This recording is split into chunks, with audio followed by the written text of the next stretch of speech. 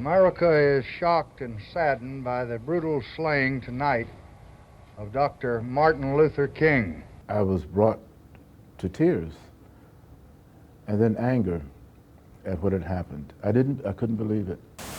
Miami historian and professor Marvin Dunn describing his emotions when he learned Martin Luther King Jr. had been assassinated in Memphis. Anger towards who or what?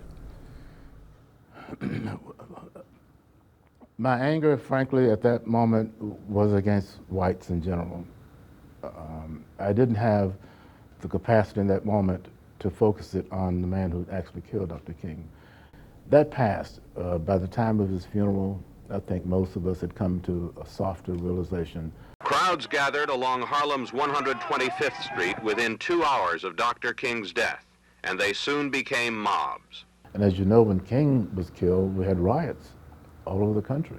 I think that's partly what made a lot of us come back to realize that this is not the way King would have wanted us to react to his death. You get people like that once every century, maybe, who have that kind of power.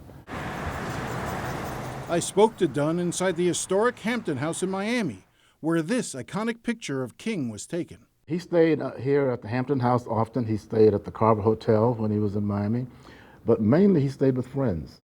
He gave a speech at Greater Bethel AME Church in Overtown. Hundreds of people, standing room only. In 1966, King gave another speech, this one at the University of Miami, on the issue of crime and race.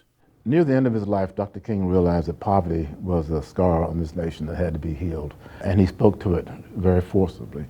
He also reminded us here in Miami that Cubans and blacks should not be at each other's throats, that we need to come together, and he warned us that this was going to be a problem unless we addressed it directly.